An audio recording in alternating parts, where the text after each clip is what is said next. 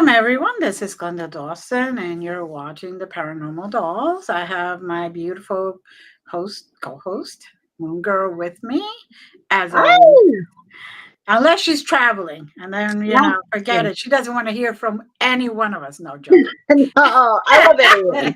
Mostly. Mostly. Oh boy. So we want to thank everyone for following us and sending us messages and emails. And please subscribe, share, and join the chat room. And we will be there in the chat room as well. So today we have a great guest, Mhm. Chuck Mudrat. I know. Yes, it's you. It's As you you. said, great. I was like, wait a minute. Yeah. Expectations up here. It's not, Mm. No. Yeah. All of our guests are great guests. Yes. Yes. Gotcha. We don't accept anybody down here. Yeah.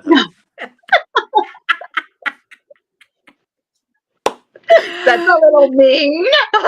Yes, it is, isn't You're it? beneath our show. Please I don't. I need a little bit of what the Her Gemini. Gemini's coming out. Yeah, my Gemini is coming out, so watch out, people. And you know what? All air signs, I just realized Gemini, Aqua, and Libra. Woo! yes. Libra. Team air signs. Biatches. Mhm. So, welcome, Chuck. Tell us about you. Come on. Well, He Chuck likes long Mudrat walks at the Webb. beach.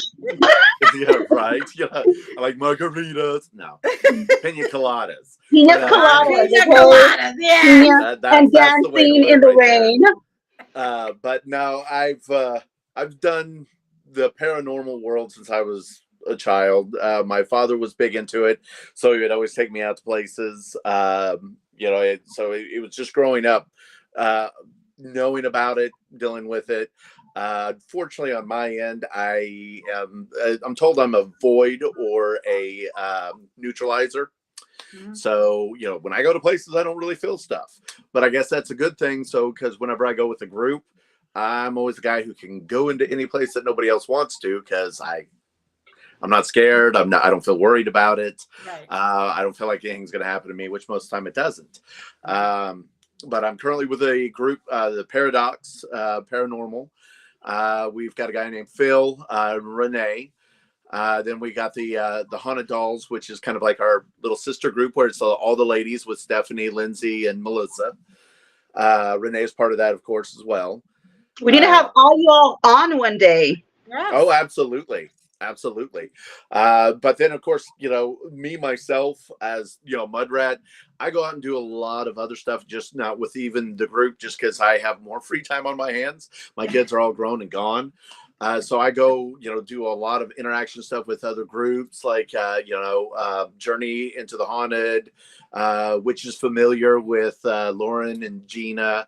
When I like to go to events, just because I'm a paranormal enthusiast, not just an investigator. I will go to all sorts of stuff just because I want the experience. I want to get out there and see it and feel it for myself.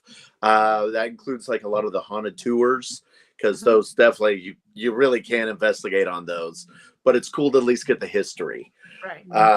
But yeah, I've been adult life active since probably 97 is when I started going out doing stuff on my own. But then I took a little hiatus because the kids, but then, came back in Those force. pesky kids. I know, right? Finally, they're out of here, so I don't have to worry about it. Just kidding, Mama guys. Bear, I'm counting the days. Yeah, Just kidding. right. Just make sure they don't watch this video. That's all I'm saying. Right? Mommy doesn't love us. No, it's just horrible. Horrible. She's been trying to get rid of you for years, kids. Get out. Ghost hunting is more important. No. Right.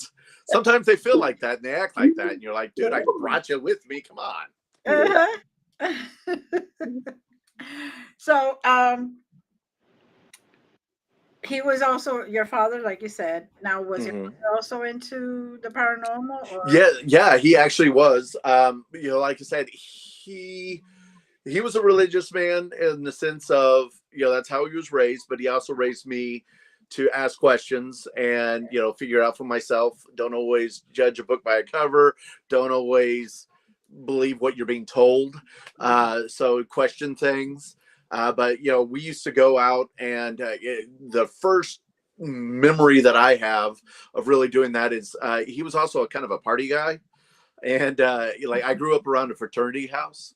Um, Okay. and at that fraternity house, the soda machine was downstairs, Uh-huh. so I would have to go downstairs to go get it. Well, when you walk down the stairs, the first room that's on the left hand side, out of the side of my eye, I would see like something. I was like, "What was that?" And it looked like a lady in a white dress. But of course, then I'm scared. I don't want to say, "Hang on, run upstairs." My brother's up there like weenie. And then whenever I start, like talking to my brother about it, one of the fraternity brothers, heard me talking about it and was like, "Oh, dude, you're talking about the lady downstairs in white, right?" And I was like, "Yeah." He's like, "Okay, yeah. So you've seen her? Yeah. And she's apparently it was a sorority house beforehand, and something had gone wrong during her pledge week, and she Mm. had passed Oh, away in that room." Ooh. So she just kept making appearances. But that's like my earliest memory one. We used to go out to up in the far corner of Oklahoma because I was born in Oklahoma City, well, actually in Edmond, Oklahoma, basically northern Oklahoma City, and up in the little corner up near Joplin, Missouri. Mhm. There's what they call the spook lights or the ghost lights. And I remember my dad, we'd go out there and we'd sit on the road. It's this one highway, I think it's like 50. And, you're in Oklahoma facing towards Missouri, towards Joplin. And you just watch like down in the trees on the road, you would see ghost lights moving. Mm. I remember going and doing that. We saw some lights there. My father had only one place he always told me I was never allowed to go, which he said was the gateway to hell. But he never told me where it was or what it was. I was about to And say, so of course you So went. where did you go? that's exactly it. Once I basically became an adult, I'm sitting there looking through my paranormal books because that we didn't have internet back then, Right. and Mhm. I'm going through all these. I just collected all these books on the paranormal, and I come across basically a thing called Stoll Cemetery in Kansas that was known as the gateway to hell. It was even said that the Pope, when flying over America from A to B, had them redirect the flight to go around the cemetery. So I was just like, "Oh, that is freaking sweet. I got to go there." And I asked my dad, I'm like, "Hey, so was it Stoll Cemetery?" And he was like, "Where'd you get that name?" I mean, like, he got white and serious. Yeah. Now, unfortunately, I never got to go before he passed away. But Oh. I was up at McIntyre Villa in Atchison, Kansas. On my way back, we did stop at Stoll Cemetery. I was there maybe 5 minutes before. I mean, like literally, I parked. I and Renee had gone. I got out of the car. She's not even out of the car yet. I'm starting to walk up. I got 2 pictures. That's it. Before a car screeches to a halt on the road, a guy jumps out, starts yelling at me, "Hey, what are you doing in there?" I'm like, "I'm just here to, check out the gravesite and honor the dead." "You know somebody in there?" I'm like, "Well, probably not. They're all dead, bro." Maybe I should have said that. But then he just basically like, "You got to get out of there now." Pulled up behind my car, started acting like he had a gun. "I'm calling the cops." And I'm like, "Whoa, dude. Okay, we'll Wow. leave, man. We'll leave." So if you're ever considering going there, just know that the locals are not friendly. But the place Wow. is really cool. There was a church that was on like the patio is still there, Right. or like the concrete portion that was built on, and apparently they've had a lot of problem with people who worship Satan supposedly, go up there and they do all sorts of stupid stuff, which I understand that's why they don't want people in there. Right. There was even one time where the whole town, I think there was like 100 people had come to go to this cemetery because it was supposedly the gateway of hell. They since have torn down the church, but like I said, the platform's still there. There's a lot of really old headstones there. It is cool to go see, but aren't cool. I'm still stuck on the part where you said the Pope like flew the other way. In my head, I pictured the Pope picking up his little gown and like flapping. Yep. That's what made me really want to go. You know, whenever he's like, "Oh no, that's too bad. I can't go there. We got to go around. Go around." You can do it. Wow. Yeah. You would think that he would be blessing the thing, right? You know, well, see, exactly. If there's something that bad, I kind of want to know why you weren't sending people there. Yeah, you know? Exactly. Like, but again, you know, you just can't get in there because they have like signs that says no trespassing. But then the gate was open, so I walked in, and like I said, it got real ugly. No trespassing, no voodoo, no good times. Right? I had to put away my voodoo dolls. Jeez. Yeah, you had to. Did you, with the pictures that you said you took, did you catch anything, or was it just like the vibe because you got there? I took a picture kind of the graveyard and where the concrete portion was, where the church had stood. And then I took a picture next to a tombstone. I don't know off the top of my head, but it was a very unique name. So I was like, it was something like devil or, you know, slay or something. I don't remember exactly what it was, but I was like, that's crazy. So, or no, I think it was witch. I think it said witch. And are people, like, Glenda? Right. You know, and that's why I was like, this is cool. But apparently the caretakers watch it like a hawk. Obviously. They came that fast. Oh, yeah. But I mean, that being said, it's one of those ones we just did like a whole weekend of just going to all these different cemeteries, different haunted locations. That weekend we went to the Sally House. And of course, right down the way from the Sally House is the McIntyre Villa, or 1889 McIntyre Villa, that's owned by Stephanie. I highly suggest going there. The Sally House was really cool. Got a little bit of stuff. They have a sign up that says don't go in the basement. So don't go in the basement because I wouldn't do that. You know? But it says don't go in there, has a little sign across there. But the McIntyre, so much more stuff, so much more activity. It's a much bigger house. That and Stephanie is a hoot. I mean, she is very entertaining. Can't post her on a lot of stuff because her mouth will get her in trouble. But she says that herself.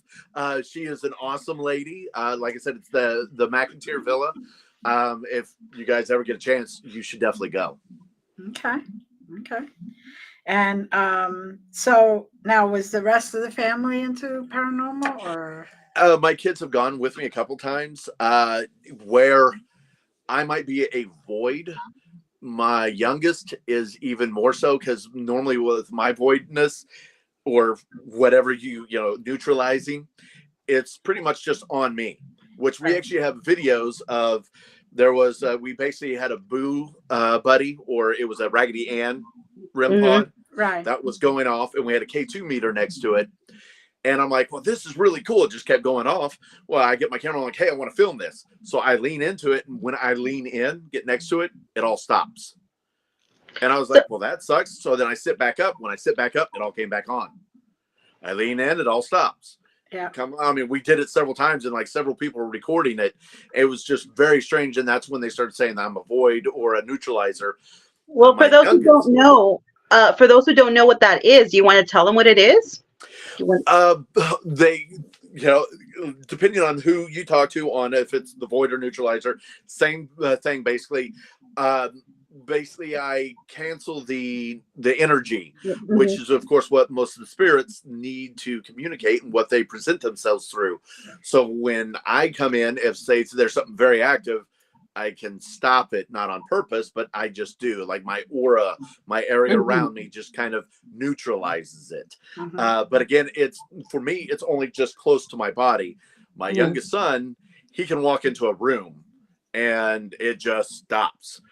We took him to the Haunted Hill House in Mineral Wells, Texas.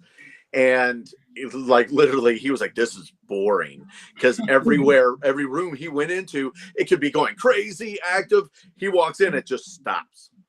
And he was just like, this is boring. So yeah, I've taken him to the Emily Morgan in San Antonio and Haunted Hill House. And because he is such a big void, he doesn't have a good time. Now my other son and his girlfriend go with us a lot. They don't feel anything, or his girlfriend kind of does. She's kind of learning to tap into it.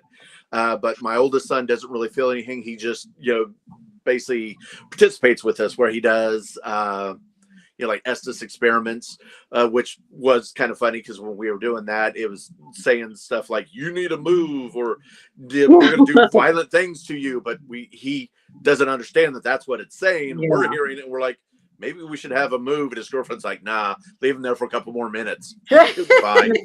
He'll be fine. Dust it off. But yeah, they do like to participate now. Unfortunately, both my parents and my brother have passed away, so they no longer do the stuff. My brother was never into it. My dad was. My mom would be like, "Yeah, you guys go have fun," But it was mainly my dad that did this stuff with me. Right. Now, was he a neutralizer? I couldn't tell you because, at that point, I never studied that far into it. We just went to go, see the spectacle. Let's go find stuff. The Lady of White Rock Lake and, the Lady in White on the lake, because almost every big lake has the Lady in White. Yeah, you like noticed that too, huh? She's everywhere. So we went to go investigate several places like that, but he never had anything stopped because he was around that I'm aware of. I do know that one time he was at a house that something sat on him and he couldn't move. He was like paralyzed for like 10 minutes till he used all of his energy to jump up and scream, and it scared the crap out of all the guys that were with him. And they're like, dude, what's going on? And he's like, I've been sitting there for 10 minutes. I couldn't move, couldn't do anything. I can tell you everything you did, but I couldn't move. But that's probably the biggest thing I ever heard happen with him. Yeah, my partner is a neutralizer, so I usually tell him, go away. Go away, Larry. Go away. Yeah, I get that feeling, especially when I go with groups, because I tell them up front, I'm like, hey guys, I am a neutralizer just in case. Right. So of course, then if we're having a boring night, they all blame me. They're like, you bastard, and I'm like, guys, I have no control over it. I just, sorry, let's go. The one thing that I do have a lot of success with is when we do the Estes experiments. People, when they go under, whatever is very good at communicating with me. Maybe I just know how to ask the right questions, and have the conversation with them. I am very good with that. But me going under, that's a joke. I can't ever hear anything, even when it's going on. It's like, shh. I'm like, it's just too much. So I'm good at asking the questions, but not listening. That's okay. Typical man, can't listen worth anything. Have you ever been hurt on one of your investigations, or you felt like attacked or anything like that, or someone you were with? There have been several people that I was with that have had stuff. I have only ever once, and it was at Haunted Hill House. I went home and I had looked like 3 scratches down my chest. Didn't notice it until I went home, started to take my shirt off, go get in the shower. I see in the mirror, I'm like, oh my God, what did I do? Exactly, because I'm not used to anything ever being or touching or doing anything around me. So, because of that, I have I really like the Haunted Hill House. That's kind of like our go-to place. We like to go there a lot. But in McIntyre Villa in Atchison, Phil was up there with me, and we had a really interesting session with one of the main spirits, or a guy who supposedly committed suicide there. His name was Charles Donovan. We use the SB7 sometimes, but we have found that Necrophonics app, before we did not believe in apps at all in any way. We're like, yeah, sure, whatever. We started somebody suggested the Necrophonics, so we went ahead and loaded it, and of course it works offline, so it's not connected to anything. And then whenever we were at several locations, we kept getting our names. Names are one thing, but then whenever it actually starts saying stuff like Mudrat, never. I got it to say Moongirl a few times on. Exactly. Yeah. So it just had this air of legitimacy to me because it's actually saying something. And like when we were at McIntyre Villa, it actually said Charles Donovan, the full name. And we were like, and he was one of the people that was communicating with us. He got very angry with us because we brought a trigger object. Being from Texas, we had a handgun. And we know Howdy, that partner. No. Exactly. We knew that he had committed suicide. Now, we thought it was a handgun, but turns out it was a .22 rifle. We didn't do enough investigation, I guess. And but he was still very upset because when we broke out the gun, put it out, we started getting like angry voice from Charles Donovan over the necrophonics and telling us, get gun out. So we finally said, okay, cut it out. Went and moved the gun. We took it outside. But then that night, because Phil kind of he was the one who was under and did most of the communications. And I guess he was saying something that Charles Donovan didn't like. And it punched him in the eye. Like his eye, or cut his eye. We don't know which one it was, but did something to his eye. I ended up having to drive all the way home because he has a cut on his eye, which we have photos of. You can clearly see it.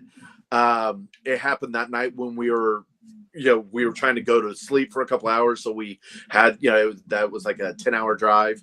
Right. So that way we had a little bit of sleep before we had to drive home. And it really messed it up. He had to go to the doctor afterwards. Of course, we've had several people get scratched, pushed, touched. Phil at Yorktown actually felt like he got choked downstairs in the boiler room.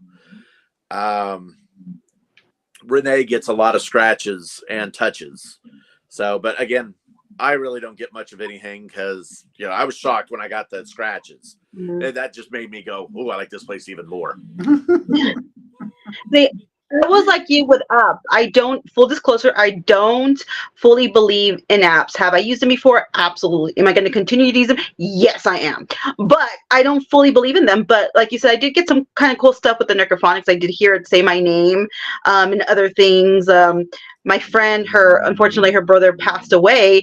And we were in my house. We're like, we're going to go over there. Can y'all, kind of talk to us? And they're like, it came out to the blue house. I've never been to her house. It was like a pastel blue house, and she totally freaked out. So, I mean, sometimes you do get some pretty cool stuff with the necrophonics, for sure. Absolutely. And for me, even with necrophonics, I have such a hard time because all that, the white noise and the stuff, just like with the spirit boxes.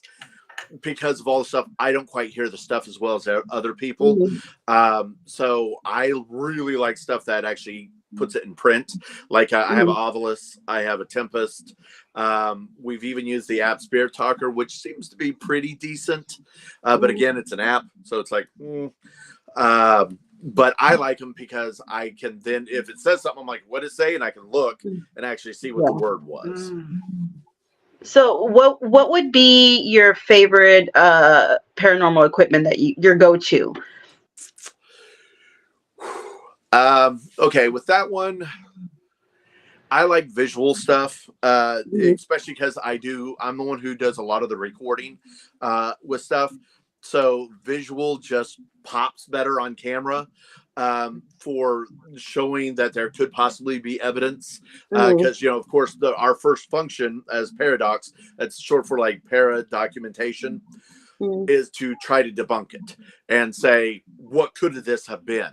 And so we hardcore go into, this happened, let's see what is causing that. So I like the visual stuff, like the K2 meter looks really good. We have the tripwire. Ghost Stop also had another one, the tracker, I think it's called. That one, I don't use that one as often. It's not as reliable as, say, the tripwire. but cat balls for anybody who's starting. They call them cat balls. We like to call them ghost grenades or flashbangs. But those are something that's great for people just starting. Those balls, no. Give me a couple of them right there. Ghost balls. Yeah, nice. Guys, I got them everywhere. They're on me. But yeah, like I said, I like the visual stuff. But then we have stuff like the EDI, oh gosh, we bought way too much stuff. This is not a cheap hobby. That's one thing I do have to say, because we've also got like all the security cameras that go everywhere. The best thing is at least just being able to record. A lot of people like EVP, not my thing, just because, again, I don't hear anything. So I have like a Zoom little recorder, which is fantastic. But then I don't hear the stuff, and then I have to go back and listen to it. I'm over like, just trying to, of course, all paranormal people reviewing footage or, audio is a nightmare. That's the ugly side of paranormal investigations. For those who haven't ever done it, know that it's not all fun and games. It's a lot of work behind it, and there's a lot of downtime and boring times. Sorry, I didn't even answer it though. I would have to say probably like the Tempest or the Ovilus. They're both about the same price. There's like $100 difference. And with the new Ovilus, it actually has a lot of the same stuff that the Tempest has. Now, I will say I really like the Tempest. For one, it's just like a little box with a little handle on the bottom. It can come out in phrases, in single words. You can even put it on Spanish, which actually helped out whenever we went to Haunted Hill House, because we my people. I'm telling you, I would love for you to be with us, because upstairs where the active stuff is, we kept getting stuff in Spanish. One of the girls that was with us, on one of the haunted dolls, her name was Lindsay, and she speaks Spanish fluently. A white lady, but she did good. Yay! She was up there, and because we were getting stuff coming across the voice box in Spanish, and she's like, "Oh, I know that." So she started having a conversation back and forth. So yeah, it worked awesome. But yeah, with the Tempest, it actually has it in Spanish. So I mean, it can communicate with the box now. That doesn't help me any, because I'm still trying to learn. I only know poquito, very little. But that is probably my favorite one, because it also has it gauges the temperature, the barometric pressure. It's just got a lot of stuff in one small box. So that's probably my favorite piece. Yes. And we will make you an honorary Latino. Yay! Yeah. Lindsay too, because you know Spanish. Nice. Yes. It's all for Mexican Visa card. No. Yeah, right. Come on.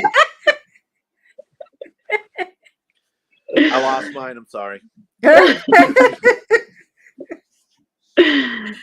Oh Lordy. So now, do you see yourself going to any particular place that you haven't gone to before? Oh, there's so many places out there that I want to go to. I mean, currently this coming weekend, I'm going to a place called Cheney in Illinois, the Joliet prison in Illinois as well, because I'm a Blues Brothers fan, and that's where he was shot at.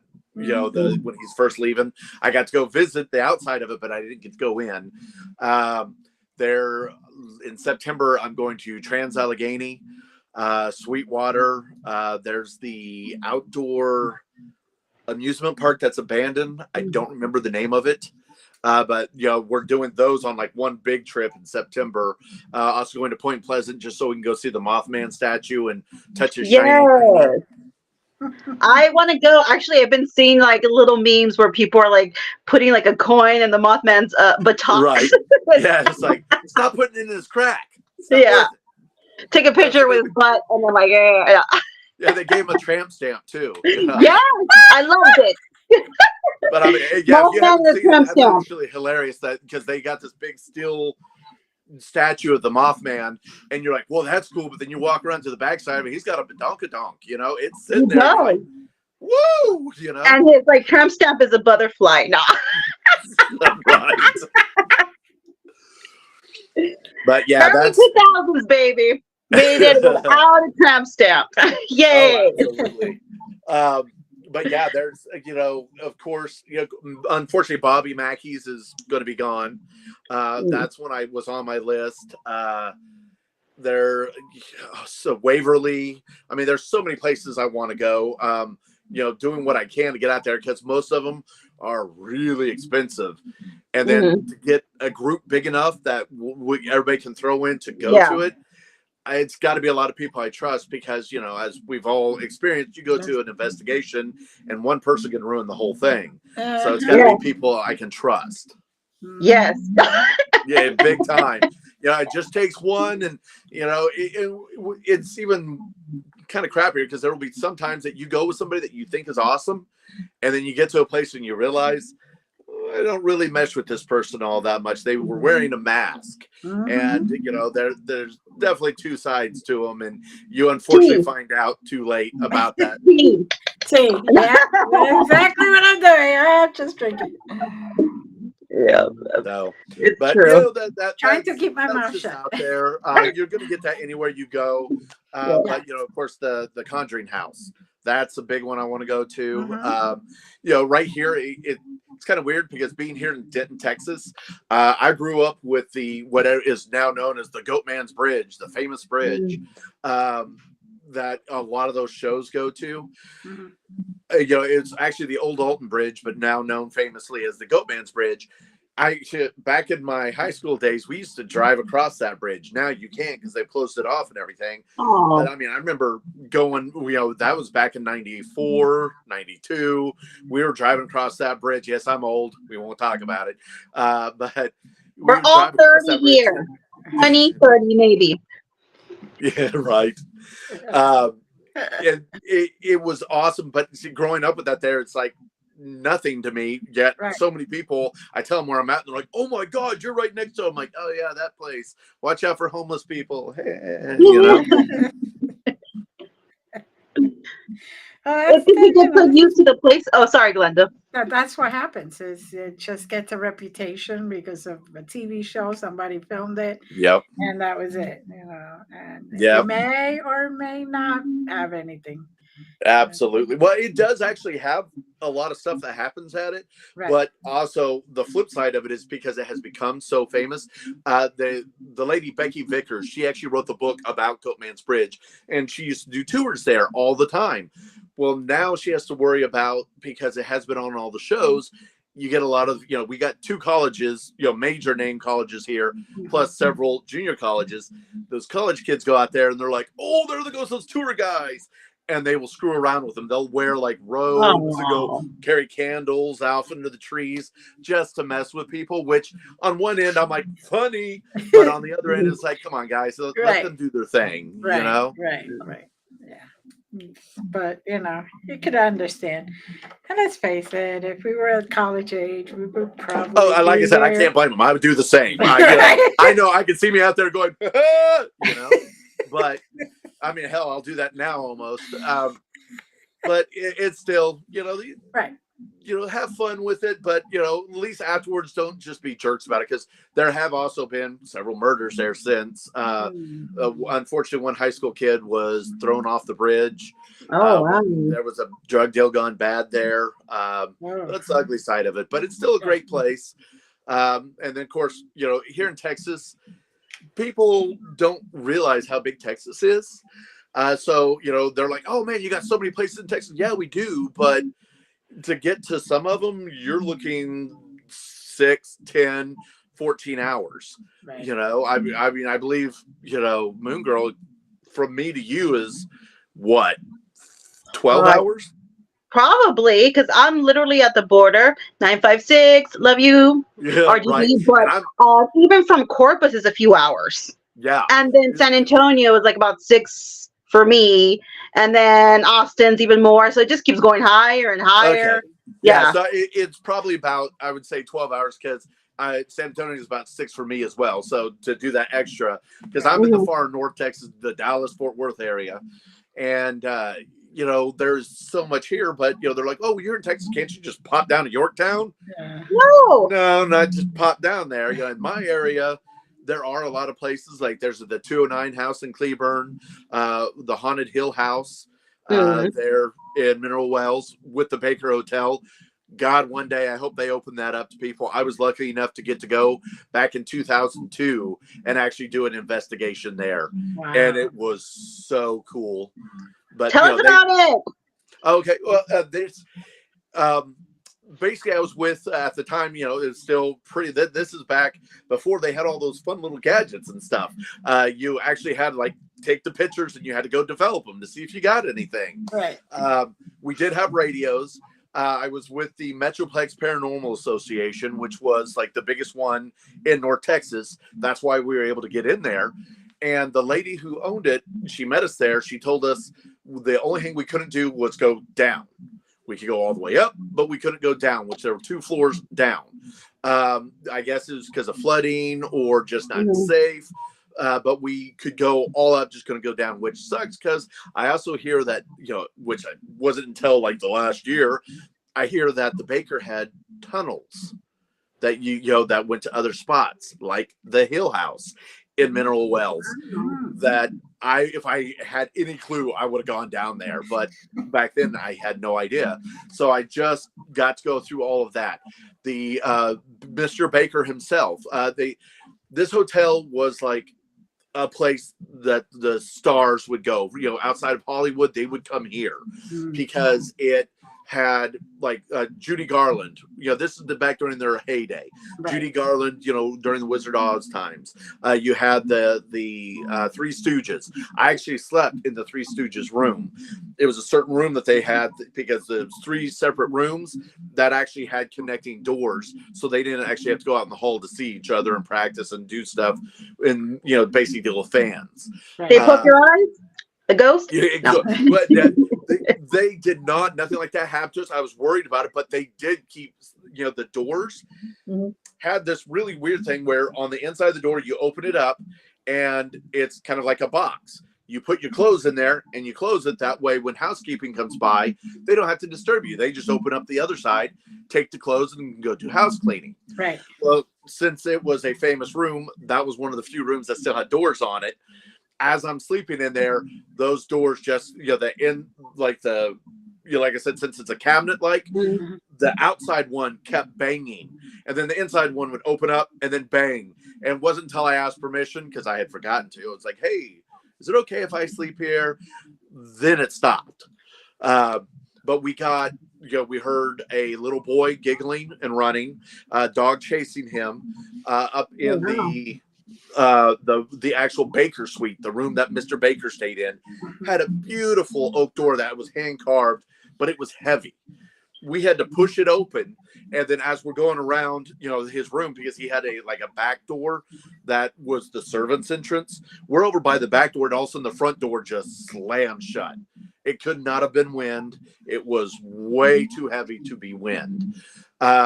He also had a little prohibition cabinet in the cupboard. You go over and push up part of the wall, it would go in, and that's where they would hide their alcohol. It just cool stuff like that. They had what they call the Rose Room, which was a ballroom downstairs. Everything was pink, including the mirrors. Upstairs, they had the ballroom up high, which was the only place I ever got an orb that I actually somewhat believed in. Because most of the time, I view orbs as dust, bugs, stuff like that. That's a hot topic there for people. But I had taken a picture where the orb was like this big, but you could only see half of it because half of it's hiding behind a pole that was about 30 feet away from me. Ooh. So you could only see half the orb, and it was just the way you're looking. And I had to print out the photos. Unfortunately, since then, it's been 2022. Okay. I've lost most of my photos. I actually found a few of them the other day. I did post them on my Facebook and I think even TikTok, Instagram, stuff like that. But I did post the few that I had showing that, hey, I was there. See? In Mineral Wells, they also had the Nazareth Hospital. Unfortunately, because of, it's just not safe enough to go in there anymore. But that was a really cool hotspot for people to go to. They also have an asylum there. that it has a little bit of activity, but just the town of Mineral Wells has so much activity and stuff going on there. People could go on forever about Haunted Hill House. That's where I actually got to meet Moongirl for the first time, and it was an awesome place. She slept in my favorite room. That Jacob's room is just so awesome to me. Yeah. What, it was what definitely did you a have fun anything? experience. I was like, did you have anything happen to you in Jacob's room? No, I was hoping I would, but no, I didn't have any. I guess he was off that night. Well, see, it's funny too because that night was the night that I was there. It was an event with being held by the Haunted Hill House, and you were there, and you were with because it was separated in two groups. You were with one group that was upstairs in Joshua's room, and when something happened that you guys heard, we in our group, because we have it on film. Film is right across from me, and I'm on this side. We're on two different sides of the room, both recording. Something ran across the roof, and it was a one-story building in that room, and it was clear as day. It sounded like somebody my size, not a small guy, running across the roof. And then I run outside with my camera to film up there to make sure that it wasn't, there was nobody out there, no rocks. But it happened the exact same time that you guys heard what sounded like a chair being thrown over in Joshua's room. Behind the wall. I forgot what we were asking, to make a noise or something, to make yourself known. Oh, because there was a gentleman there who was deaf, so he can feel like the vibration. So we were asking if he could do something that would make the man be able to kind of feel him or sense him. And then boom, it was really loud. It sounded like somebody picked up a chair and hit the back of the wall, where it even looked like it was kind of, and we had no idea, unbeknownst to us, that something happened downstairs where their group was. Yep. And that's also the room where the girl, they're probably one of their most famous videos from there. The girl got yanked off the bed, and I mean, they have cameras all over the house except for in the bathrooms. And it was clear as day that this girl got yanked off the bed by something that was not a rope. The angles of it and the speed of it, that was not something that could be faked. Same girl a year later got scratched on her back and sent a photo because she had come back, and she has nasty gashes down her back, and they have a photo of that. A lot of people get scratched there. I will say my youngest son, even though he is a void, when we were at Haunted Hill House, he slept in Jacob's room. He went to go take a nap while the rest of us kept investigating, because I typically try not to sleep at investigations just because I spent money. I want every moment I can get doing something. And he woke up and started violently vomiting bad. Wow. And we were like, could have been this. He was like, no, it was the pizza I ate. We're like, sure, dude, because that's not something that would normally happen to him. That came from Jacob's room as well. But that's just a favorite place of mine to go to. Then we have another hill house here in North Texas called Hill House Manor up in Gainesville, where they actually found a well underneath the floorboard, and she's actually pulled up the floorboard. This thing goes like 30 feet deep. There's water at the bottom of it. It's got the stones all around it. She's put glass on top of it so you can look down in it. It's got a whole lot of backstory to it that's had like a lot of action there when I went to that one as well. But Texas is just a hot spot for a lot of stuff. Just have to be willing to travel. Yeah. Well, one thing about the Haunted Hill House is, as soon as I got there, I was instantly drawn to the upstairs. So when the other groups were, I don't know what they were doing, I was like, peace out. I just started going by myself upstairs, and I was like, whoosh. As soon as I start going up and it gets darker, that's where I was hit with a wall. It felt like a wall. I was like, whoa. Yeah. And I felt like just eyes staring at me. And then we had done some sessions, and I heard some growlings, some noises really loud. And but we got some cool stuff for sure. Yeah. Definitely haunted. That's the first place I ever heard a disembodied voice. After all these years, that was the first place I heard it.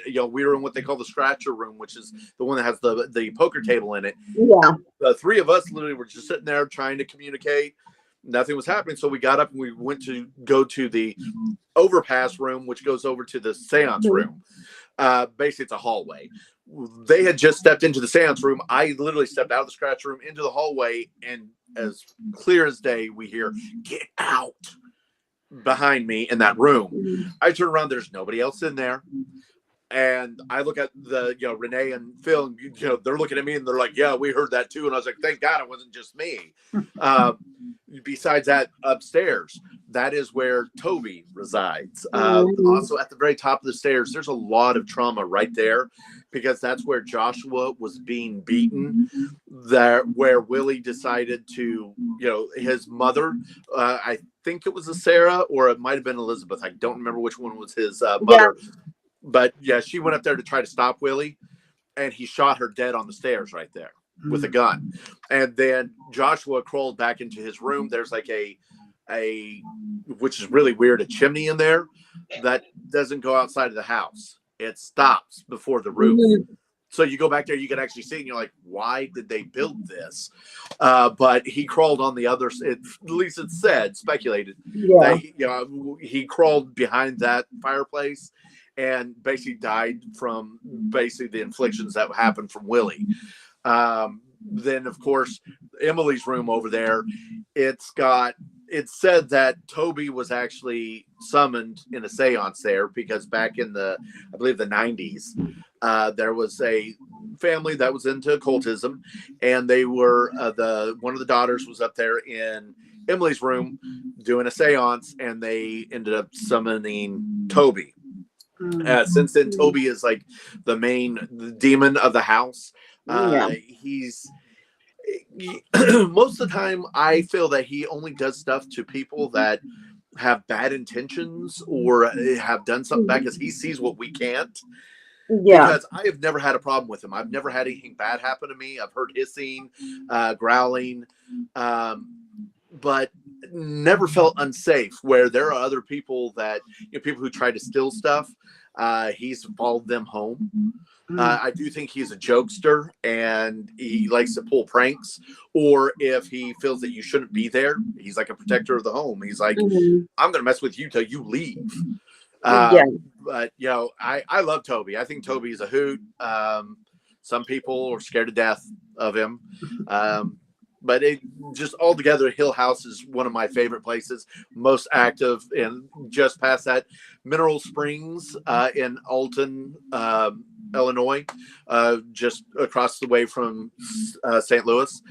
That one had a lot of action. There was also the Unitarian Church, First Unitarian Church there, which unfortunately has just been bought, so they're not going to do any more investigations there. I got to go to the last one, but under the church itself, they actually have a crawl space that was used in the Underground Railroad. It was phenomenal. I got filthy as heck crawling back there, but it was well worth doing it. The second most probably powerful place I've been to was the McIntyre Villa thus far, and I just so much stuff there as well.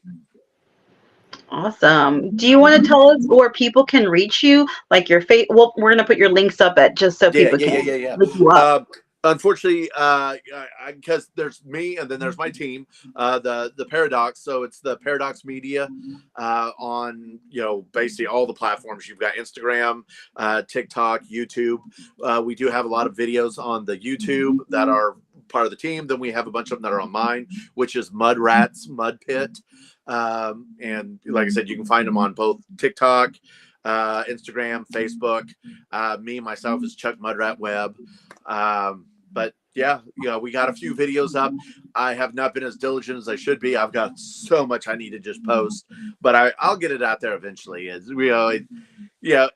I get so drawn into doing all the experiences that sometimes I go and I forget to record stuff because I'm there. I've done that. I've been too. Me too. Exactly. They're like, why didn't you live stream? I'm like, oh, my bad. I forgot you were even here. Going, Yeah. But also some places it's really hard to go live. The connection's bad. Yeah. Yes. Because I tried to go live in some places and it just kicked me off or it wouldn't turn on at all. And I'm like, okay, never mind. So you're in the moment of it and I'm not going to stop, and so, yeah, I feel you. I feel you on big that. time. And, of course, then, some places you go down to the basement. Here in Texas, we don't really have basements. So you Yeah. know, you go up north, like into Kansas, Illinois, there's basements everywhere. And so you go down into a basement, you have no reception down there trying to, you know, do a live stream. You know, it ain't happening. So Nope. Well, anything else you want to tell the audience? these two ladies here are awesome. They're awesome people. Follow them, Thank like you. them, share, get it out there. Come in every week, get on their podcast, get out there and watch it. Share it with your friends. Thank you. Thank you. Then please follow him and his people Yes. too. His group. Exactly. If not, I'll follow you home. Yes. Get it.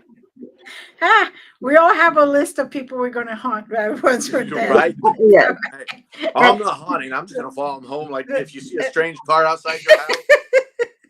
Oh, well, there it is. And you might, because we're making plans to maybe do some investigations together. So Yes, we maybe are. we'll run into us somewhere in Texas, maybe. Yeehaw, partner. So Never stay count tuned anybody for out. that. You know, be nice to Surprises. everybody. You never know who you're going to get along with, who you might run into again, who you might have the pleasure of getting on their podcast. Well, there you go. It's very true. Well, thank you again. It was really nice having you. And please, you know, do come back. Oh, anytime you guys want. With Just all your holler out and I'll go teammates. Yes. All right. Thank you, everyone. It's been a pleasure. And again, all the links and everything will be on the description. So follow him, his team, and you know, YouTube. Especially, they have a lot of cool stuff up there. So don't miss it. All right. Thank you. And See you as in the shadows. always, blessings. And we love you.